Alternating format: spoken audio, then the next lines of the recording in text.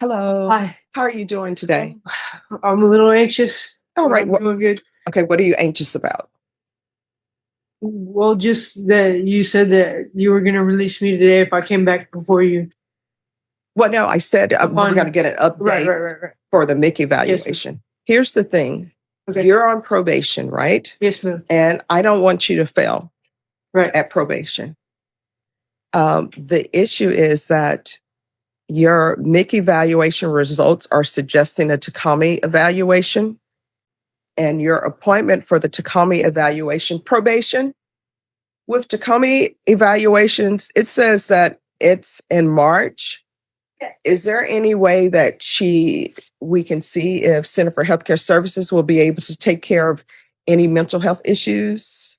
With my understanding, they are backed up. I think March was the earliest. But is she allowed to do Center for Healthcare Services or no? I believe that they take walk-ins, so I don't think it's by Judge, if I may add a few things on behalf of my client. Her fiance is here in the gallery, Judge, and I spoke to her before coming to court with you, Judge, and she is prepared to give some testimony regarding their plan as far as if Caitlin is released.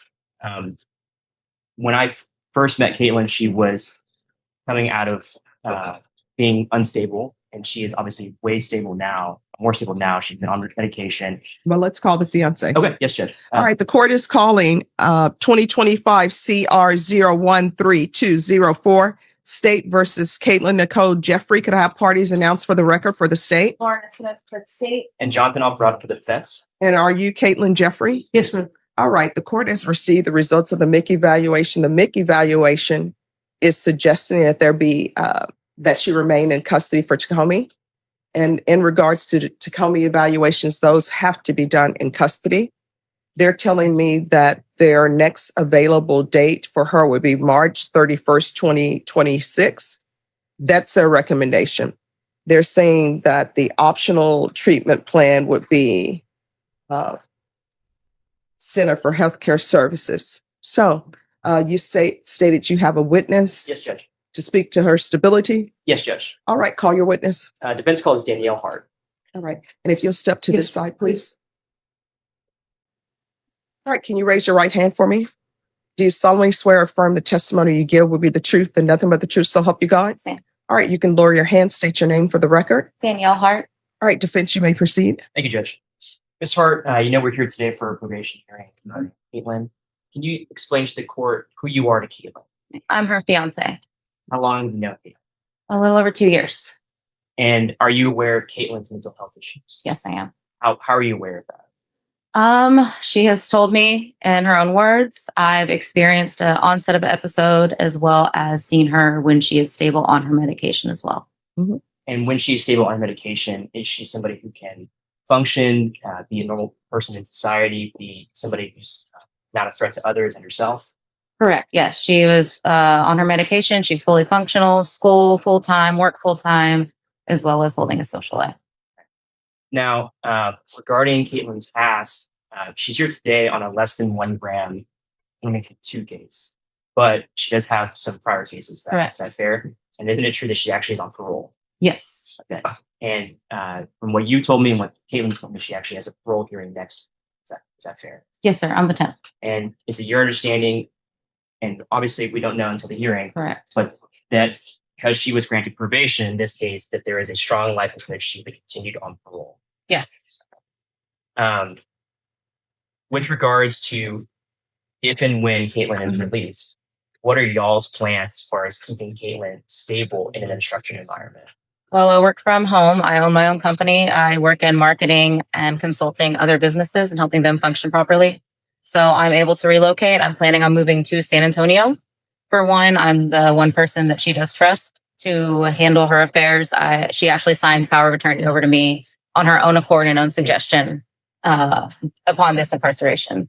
We do plan on going to parole and probation, checking in, as well as she has opted to offer to go to Laurel Ridge upon release for a crisis care for a few days, just to get back on track with mental health, get the medication rolling again, continuing what she has here. I have seen a big difference, and she has between being incarcerated and now, as far as being stable on her medication. So we do plan on continuing the medication, and then her going back to work and school as well once Laurel Ridge is finished. And as far as work goes, we've all been able to obtain employment for her through, I think, your connections, or maybe with you. Is that right?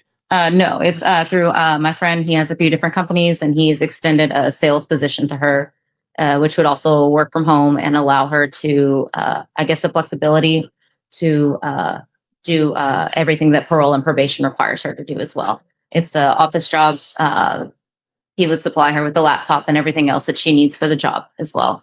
And going back a little bit, when this offense happened, who's she living with? Caitlin. She was living with her mother. Okay. And her mother actually came to court last time. Is that right? Yes. And she's supportive of Caitlin, but my understanding is that upon release, y'all are going to living separately. It's not going to be like she's living with her mom. Is that fair? So we would be living together as immediately upon release. Correct. Yes. Okay. Mm-hmm. And it would likely be at her mom's house. Okay. Mm-hmm. At first. Okay. And does the mom have any issue with that? As far as we know, no. Now, the court, understandably, is probably concerned that upon release, if TDRF is not put into place, that she could be unstable. Can you explain some of the things y'all have in mind? What will you be personally doing as far as helping with Caitlin staying on track and staying stable? So I've been, I also have a friend with schizoaffective disorder. So I've dealt with this for a long time. Mm-hmm. I've also been attending NAMI courses out in Sugar Land in Houston, both online and in person, to help me become a better supportive spouse as well for her.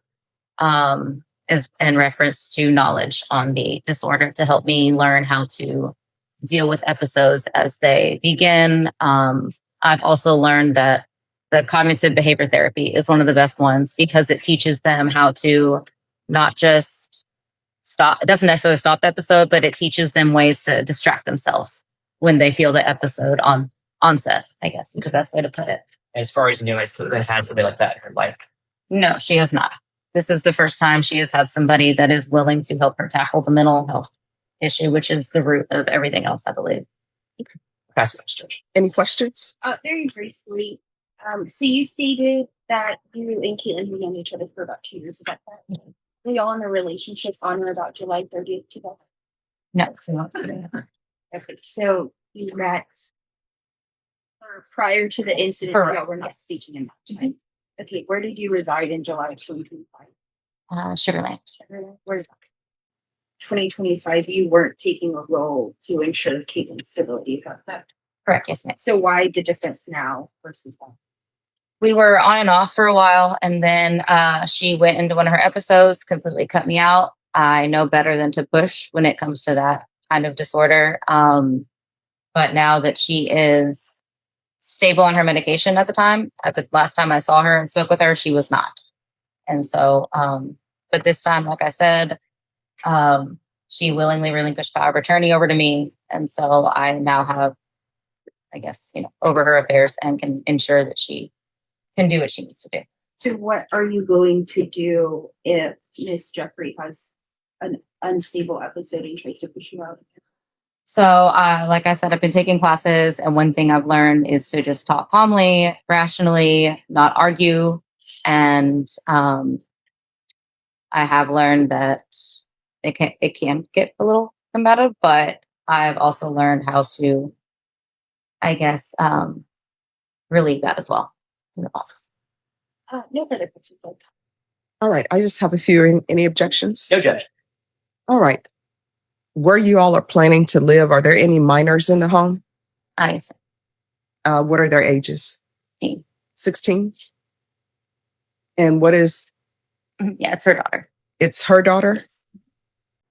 And has Child Protective Services been involved? Not that I'm aware of. No, ma'am. All right. Thank you. Yeah. All right. If you'll come forward. So this is what I'm going to do. Her parole hearing is on December 10th. I've done parole hearings before. So sometimes when you have a parole hearing, the hearings officer will let you know, this is what I'm going to be recommending. Sometimes they don't. Usually whatever the hearing officer recommends is usually what ends up happening. So since your parole hearing is on December 10th, I'm going to recall this on December 18th, and I'll make my decision. What I can tell you, if parole continues you, then more likely than not, I'm going to want you to be set up with appointments for Center for Healthcare Services, because that is a long time to wait if she's stable. And counsel, what I'll need from you is a report from the jail that she's stable on her medications and she's actually med compliant. So of course you'll need to get a release from her and they'll give you the information. So if I receive information from you that she's med compliant, and if your hearings officer says we're going to continue you on parole, then more likely than not, I'll be releasing her to do treatment for Center for Healthcare Services. But if she doesn't follow through with Center for Healthcare Services, a motion to revoke is going to be filed. Do you understand? Yes, ma'am. I definitely will follow through. All right. So you're going to be recalled back here on December 18th, because I've been told that your parole hearing is on December 10th. Yes, ma'am. Because it would do me no good to say we're going to release you for Center for Healthcare Services. Because if you have we can go off the record. Because if you have a parole hold, they're not going to release you anyway. And if they decide to revoke you on your parole, then you may not want to be on probation here, because when you leave parole, you'll be on probation. Yes, ma'am. I'm sorry, when you leave prison, you'll be on probation. Yes, ma'am. All right. Do you have any questions about anything? No, thank you. All right. You're welcome. We'll see you back on December 18th. Yes, ma'am. Judge. You're welcome.